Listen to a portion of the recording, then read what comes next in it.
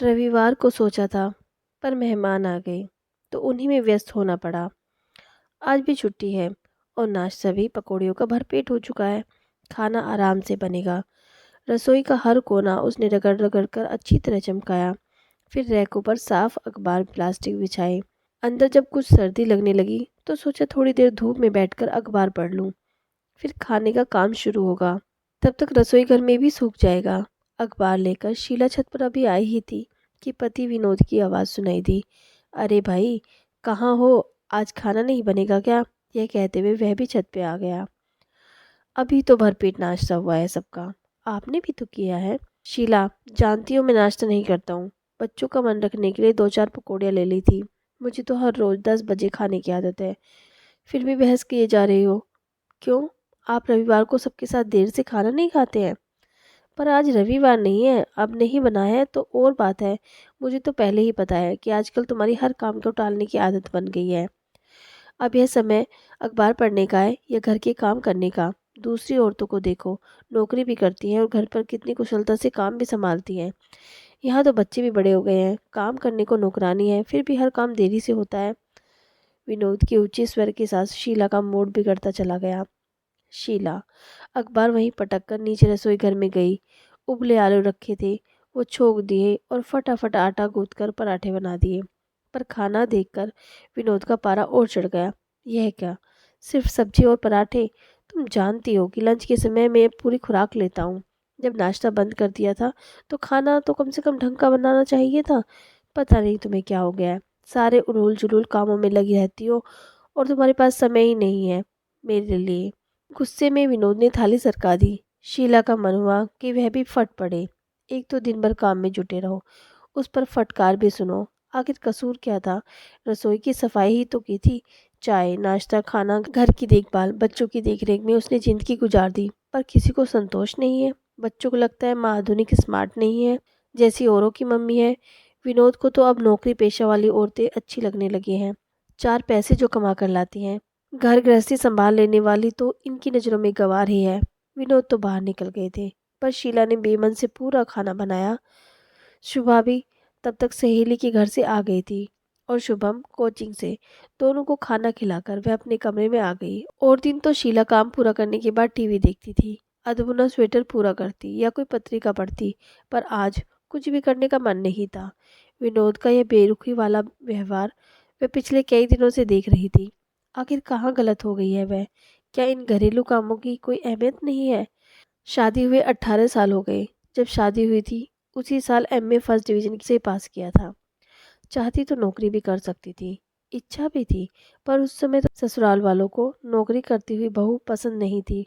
विनोद भी तब यही कहते थे कि बच्चों को अच्छे संस्कार दो, उनकी पढ़ाई में मदद करो, घर संभाल लो, यही बहुत है मेरे लिए। उसने सब कुछ तो उन्हीं की इच्छा अनुसार किया था। देवर की शादी हो गई, देवरानी आ गई, तब भी सास ससुर उसी के पास रहे। बड़ी बहू हम लोगों का जितना ध्यान रखती है, छोटी नहीं रख पाती। माँ जी तो अक्सर कह देती थी, बच्चों को संभालना, बूढ़े सास ससुर की सेवा करना, घर गृहस्थी देखना, सब कुछ तो कुशलता से निभाया था। फिर ससुर जी की मौत के बाद यह सोचकर माँ जी का ख्याल वह और भी ज़्यादा रखने लगी कि कहीं उन्हें अकेलापन महसूस ना हो। पर अब क्या हो गया है? ठीक है, बच्चे अब बड़े हो गए हैं, उन्हें अब उसकी ज़रूरत नहीं है। माँ जी ने भी अपने आप को सत्संग भजन पूजन में व्यस्त कर लिया है। विनोद का प्रमोशन हुआ है, तब से उनकी जिम्मेदारियाँ बढ़ गई हैं। मकान का लोन लिया है तो खर्चे भी बढ़ गए हैं। बच्चों की भारी पढ़ाई है और शुभा की शादी भी 4-5 साल में करनी है। शायद इसी बात को लेकर विनोद को अब नौकरी पेशा औरतें ही अच्छी लगने लगी हैं। पर क्या देखते नहीं कि उसकी भी तो व्यवस्था बढ़ गई है। सुबह 6 बजे से काम की जो दिनचर्या शुरू होती है तो रात को ही सिमटती है। फिर उन्हें ऐसा क्यों लगता है कि वह फालतू है? घर के सारे काम क्या अपने आप हो जाते होंगे? और तो और सुबह जब से बाहर हॉस्टल में गई है और शुभम की कोचिंग शुरू हुई है, बाजार के भी सारे काम उसे ही करने पड़ रहे हैं। पर नहीं, सबको यही लगता है कि वह फालतू है। सबको उससे शिकायतें ही शिकायतें हैं। और तो और माँ जी पहली बार 10-15 दिन को देवर के पास गई तो वह भी जाते समय कहने में नहीं चूकी, बहू तुम मेरी देखभाल करते करते थक जाती हो तो सोचा कि छोटी के पास कुछ दिन रह लूं। अनमनी सी शीला फिर बाहर बरामदे में पड़े मूढ़े पर आकर बैठ गई थी। शुभा पास ही बैठी सिर झुकाए डायरी में कुछ लिख रही थी। क्या कर रही है? माँ, अब दिसंबर ख़त्म हो रहा है न, तो अपनी उपलब्धियाँ लिख रही हूँ। इस जाते हुए साल की ओर तय कर रही हूँ कि अगले साल मुझे क्या क्या करना है। नई संकल्प भी तो करूँगी ना। अच्छा, क्या उपलब्धियाँ रही? माँ, विशेष उपलब्धि तो इस वर्ष की यह रही कि मेरा मेडिकल में चयन हो गया। अब मैं संकल्प करूँगी कि मेरा करियर इतना ही अच्छा रहे, अच्छे नंबर आते रहें परीक्षा में। शुभा कुछ सोचते हुए बोली, मामा, मैं अपनी ही नहीं शुभम और पापा की भी उपलब्धियाँ लिखूंगी। देखो ना, शुभम को इस साल स्कूल में बेस्ट स्टूडेंट का अवार्ड मिला है और पापा का तो प्रमोशन हुआ है ना। शीला ने भी उत्सुक होकर शुभा की डायरी में झांका तो वह बोली, मम्मा, आप भी अपनी उपलब्धियां बताओ, मैं लिखूंगी। और आप अगले साल क्या करना चाहोगी यह भी बताओ। शीला का उत्साह फिर से ठंडा हो गया। क्या बताएं, कुछ भी तो उपलब्धि नहीं है उसकी। घर भर के लिए फालतू जो है वो। और एक ठंडी सांस ना चाहते हुए भी उसके मुंह से निकल गई, ओ माँ, आप थक गई हो, आपको थोड़ा चेंज करना चाहिए। शुभा कह ही रही थी कि फ़ोन की घंटी बजने लगी। शुभा ने दौड़कर फ़ोन उठाया। माँ, मामा का फ़ोन है, पूछ रहे हैं कि शेफाली की शादी में हम लोग कब पहुँच रहे हैं। लो बात कर लो। हाँ भैया, अभी तो कुछ तय नहीं हुआ है। बात यह है कि इन्हें तो फुर्सत नहीं है क्योंकि बैंक की क्लोजिंग चल रही है। शुभम के अगले ही हफ्ते बोर्ड के इम्तिहान है। पर तू तो आ सकती है। शीला क्या जवाब दे यही सोच रही थी कि शुभा ने आकर दोबारा फ़ोन ले लिया और बोली, मामा, हम लोग भले ही ना आ पाए पर मम्मी ज़रूर आएगी। और शुभा ने फ़ोन रख दिया था। माँ, आप हो आइए ना, शुभा आग्रह करते हुए बोली। भोपाल है ही कितनी दूर, एक रात का ही सफ़र है। आपका चेंज भी हो जाएगा और नाते रिश्तेदारों से मुलाकात भी हो जाएगी। और फिर दोनों मौसियाँ भी तो आ रही हैं। माँ, आप यहाँ की चिंता न करें, मैं घर संभाल लूँगी। बस पापा और शुभम का ही तो खाना बनाना है। फिर लीलाबाई है मदद के लिए, बस आप तो अपनी तैयारी करो। जाने का ख्याल तो अच्छा लगा था शीला को भी, पर विनोद क्या तैयार हो पाएंगे? शीला अभी भी असमंजस में थी, पर शुभा ने विनोद को राजी कर लिया था। फटाफट दूसरे दिन का आरक्षण भी हो गया और शुभा ने माँ की सारी तैयारी करवा दी। शादी की गहमा-गहमी में शीला को भी अच्छा लगा। रात भर जागकर बहनों में गपशप हुई। सब रिश्तेदारों के समाचार मिले। भैया ने बेटी की शादी खूब धूमधाम से की थी। शेफाली के विदा होते ही घर सूना हो गया था। रिश्तेदार तो चल ही दिए थे, बहनों ने भी जाने की तैयारी कर ली थी। भैया, मुझे अब लौटना है, शीला ने याद दिलाया था। अरे तुझे क्या जल्दी है? शोभा शशि तो नौकरी पेशा है, उनकी छुट्टियां नहीं है, इसलिए उन्हें लौटने की ज़रूरत है। पर तू रुक जाए यहीं पे, भैया ने सहज स्वर में कहा था। पर शीला को लगा जैसे किसी ने फिर कोमल मर पर चोट कर दी थी। सब व्यस्त हैं, वही एक फालतू है। वहाँ भी सब यही कहते हैं और यहाँ भी।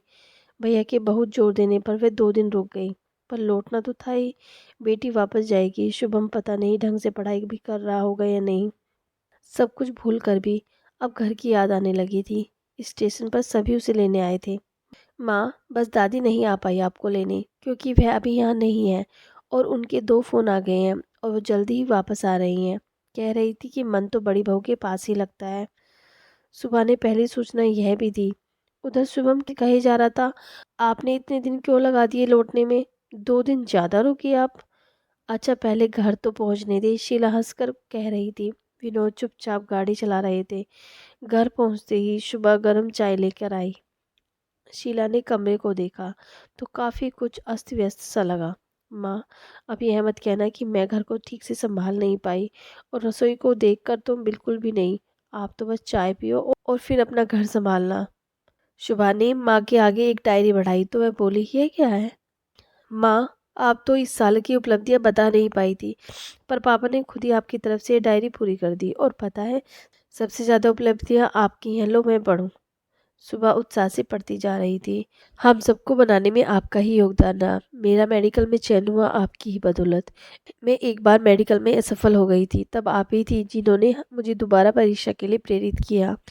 और शिवम को स्कूल के बेस्ट स्टूडेंट का अवार्ड मिलना आपका ही क्रेडिट है। सुबह जल्दी उठकर बेटे को तैयार करना, नाश्ते खाने से लेकर हर चीज़ का ध्यान रखना, उसका होमवर्क देखना, और तो और आपकी ही मेहनत और लगन थी कि पापा का प्रमोशन हुआ। पापा कह रहे थे कि जब कभी ऑफिस में किसी कारण से उन्हें लौटने में देर हो जाती है तो आपने कभी शिकायत नहीं की, बल्कि उनकी गैर मौजूदगी में दादी को डॉक्टर के पास आप ही लेकर जाती रही।